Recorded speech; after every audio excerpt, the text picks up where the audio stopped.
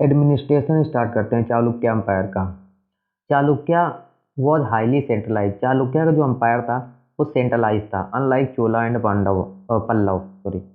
तो पल्लव और चोला का तो डिसेंट्रलाइज था, इनका हाईली सेंट्रलाइज था। तो सेंट्रलाइज और डिसेंट्रलाइज में डिफरेंस क्या होता है? देखो वही होता है, सेंट्रलाइज में सारे डिसीजन मोस्टली सेंट्रल गवर्नमेंट लेती है, सेंटर अथॉरिटी, उस समय कह सकते हो मेन किंग। और डिसेंट्रलाइज में क्या होता है कि पावर का डिस्ट्रीब्यूशन कर दिया जाता है छोटे लेवल, प्रोविंस लेवल पर, विलेज लेवल पर, ऐसे डिस्ट्रीब्यूशन कर दिया जाता है। तो ये डिफरेंस था। जैसे यहाँ पर लिखा भी हुआ है, विलेज यूनिट्स मतलब village were direct control of central authority. वहाँ की गांव तक सेंट्रल अथॉरिटी मतलब किंग के कंट्रोल में थे। तो ये एक हाईली सेंट्रलाइज एम्पायर था। आगे देखते हैं। चालुक्य के पास अच्छी खासी नावल फोर्सेस थी, नेवी बहुत अच्छी थी। इनके पास अच्छी खासी आर्मी भी थी, साइज में थोड़ी छोटी थी मगर बढ़िया क्वालिटी की थी, ठीक है, मतलब अच्छे थे। आगे देखते हैं। और फ्यूडल चीफ जो है, फ्यूडल लॉर्ड, वो भी इनकी आर्मी में अच्छा खासा कंट्रीब्यूट करते थे।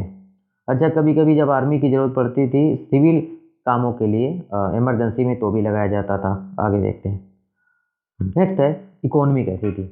यहाँ जो एक्चुअली इनका जो रूल था वो डेक्कन एरिया में था, और वो डेक्कन एरिया मोस्टली वहाँ पर डेक्कन प्लेट्यू है। तो वो जो लैंड है ना वो ज़्यादा फर्टाइल नहीं है, मतलब मोस्टली रॉकी है, इनफर्टाइल लैंड है। तो वहाँ पर एग्रीकल्चर तो भाई कम ही होगा, ठीक है, एग्रीकल्चर लिमिटेड ही था। एक तो ये इनके यहाँ कमी थी। दूसरा है इनके समय ना ओवरऑल जो ट्रेड और कॉमर्स था वो डिक्लाइन हो गया। अब आपके यहाँ एग्रीकल्चर ज़्यादा हो नहीं रहा है, ट्रेड और कॉमर्स भी कम है, तो आपको पैसे तो चाहिए ना एम्पायर को चलाने के लिए, तो आप क्या करोगे? तो चालुक्य क्या करते थे? वही इन्वेजन, वही अटैक करते थे, प्लंडर लूट मार करते थे, नेबरिंग किंगडम में पड़ोसी राज्यों पर अटैक कर करके लूट कर लाया करते थे, ठीक है। आगे देखते हैं। इन लोगों ने अरब ट्रेडर जो आते थे इंडिया में ट्रेडिंग के लिए, उनको भी वेस्टर्न कोस्ट में ट्रेड करने के लिए, सेटल होने के लिए अलाउ कर दिया था, ठीक है, याद रखना। अब रिलीजन क्या है, कैसा रिलीजन मानते थे? चालुक्य ब्राह्मणिज्म सिस्टम को मानते थे, ठीक है, मगर अदर रिलीजन को भी रेस्पेक्ट करते थे।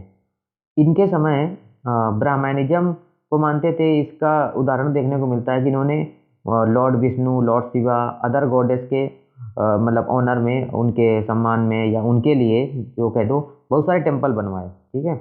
इनके समय जैनिज्म काफ़ी एक्सप्रेड हुआ, जैनिज्म भी एक्सप्रेड हुआ। हिंदुइज्म तो ये खुद मानते थे, बट जैनिज्म भी काफ़ी एक्सप्रेड हुआ। और बुद्धिज्म हालांकि इनके समय डिक्लाइन हो गया था, ठीक है, उसके बाद। और इनके समय रिलीजियस काफ़ी ज़्यादा रिचुअलिस्टिक हो गया था, वही रीति रिवाज, परंपराएं, हवन कुंड, मतलब ये रिचुअलिस्टिक तो जानते हो, ठीक है। आगे देखते हैं। लिटरेचर, आर्ट एंड आर्किटेक्चर, इसके बारे में समझते हैं। चालुक्य लोगों ने प्राकृत, लैंग्वेज एंड लिटरेचर में भी अच्छा खासा कंट्रीब्यूट किया, ठीक है। तो लैंग्वेज प्राकृत भी डेवलप हुई। अब आगे देखते हैं। अजंता आर्ट, इनके समय अजंता आर्ट भी डेवलप, ग्रो हुई अच्छी खासी। और इन्होंने टेम्पल जो बनवाए, ठीक है। अच्छा, इनके जो टेम्पल थे ना वे सारा स्टाइल में थे। ये वे सारा स्टाइल देखो क्या होता है, मैंने बताया था एक नगारा स्टाइल होता है, नगारा स्टाइल नॉर्थ इंडिया में। इसको आर्ट एंड कल्चर में इसको अच्छे से पढ़ेंगे, उसमें एक्चुअली पिक्चर भी दिए होते हैं बहुत अच्छे से, ठीक है, वहाँ ज़्यादा अच्छे समझ में। फिर भी एक रफ आइडिया देता हूँ। नगारा स्टाइल में जो टेम्पल बनते हैं नॉर्थ इंडिया में, एक्चुअली उनका जो अपर पोर्शन होगा वो कुछ ऐसा होगा, ठीक है। और जबकि द्राविडियन स्टाइल का जो अपर पोर्शन होगा, ठीक है, वो कुछ ऐसा होगा, ठीक है, ट्रेंगल के फॉर्म का। तो ये जो इन लोगों ने टेम्पल बनवाया, चालुक्य लोगों ने, वो इन दोनों का मिक्स करके बनवाया, इन दोनों का कॉम्बिनेशन था। इन दोनों का कॉम्बिनेशन मतलब प्लस कर दो, इन दोनों का दोनों फीचर थे, तो उसे वेसारा स्टाइल कहा गया टेम्पल में, ठीक है, याद रखना। तो इनके समय शुरू होते, हालांकि इस टाइप के वेसारा स्टाइल के टेम्पल इनके बाद जो राजा हैं, राष्ट्रकूट, होयसाला, उनके समय ज़्यादा डेवलप हुए। अब आगे देखते हैं, ठीक है। आईहोल, बादामी एंड पतादकल, ये इंपॉर्टेंट सेंटर थे टेम्पल स्ट्रक्चर के लिए। आगे देखते हैं चालुक्य के समय। अजंता, एलोरा और नासिक, यहाँ पर भी केव टेम्पल बनवाए गए चालुक्य के समय। Temple of sorry number of rock cut halls, halls मतलब रॉक कट हॉल में चैत्या, चैत्या जहाँ पर वो प्रेयर खड़े होके जो भक्त लोग करते हैं, तो जैन के जो मॉन्क होते थे वो वहाँ पर खड़े होके प्रेयर करते थे, ठीक है। तो वो बहुत सारे रॉक कट हॉल्स हॉल्स बनवा दिए ये चैत्या, ठीक है। आगे देखते हैं। अच्छा, कुछ टेम्पल के नाम देख लेते हैं इन लोगों ने जो टेम्पल बनवाए, जैसे लड़खान टेम्पल, दुर्गा टेम्पल, ठीक है। उसके बाद जैन टेम्पल, इस टाइप के टेम्पल। उसके बाद और भी कुछ टेम्पल का नाम है, मुक्तेश्वरा टेम्पल, मेलागुट्टी शिवालय, ठीक है, ये टेम्पल ये बादामी में है। उसके समय एट पटाकल पटाकल पटाकल में जो टेम्पल थे ना, ठीक है, वहाँ 10 टेम्पल ऐसे हैं जो यूनेस्को की वर्ल्ड हेरिटेज साइट में, यूनेस्को की वर्ल्ड हेरिटेज साइट में होने से क्या फ़ायदा होता है। एक तो यूनेस्को एक इंटरनेशनल ऑर्गेनाइजेशन है, ठीक है, इंटरनेशनल बॉडी है। तो जो भी दुनिया की किसी भी कंट्री की हिस्टोरिकल साइट हैं जो हिस्टोरिकली बहुत इंपॉर्टेंट है, वो अगर यूनेस्को के लिस्ट के अंदर आ जाती हैं, यूनेस्को वर्ल्ड हेरिटेज साइट के अंदर, तो उनको प्रोटेक्शन मिलता है, उनके फंडिंग मिलती है उनके प्रोटेक्शन के लिए, ठीक है। तो ये फ़ायदा होता है।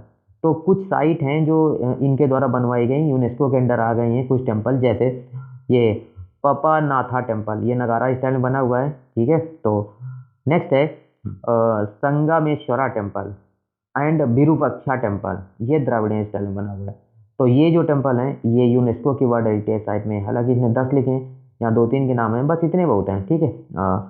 तो इस तरीके से क्या है, ये चालुक्य अंपायर खत्म होता है और इसी चालुक्य के साथ हमारा एंशियंट हिस्ट्री का पूरा टॉपिक खत्म हो जाता है। अब हमारा जो नेक्स्ट होगा वो मिडीवल हिस्ट्री स्टार्ट होगा, वो उसको हम नेक्स्ट बुक से कवर करेंगे। तो इसी के साथ ये एंशियंट हिस्ट्री हमारी पूरी की पूरी फिनिश हो जाती है।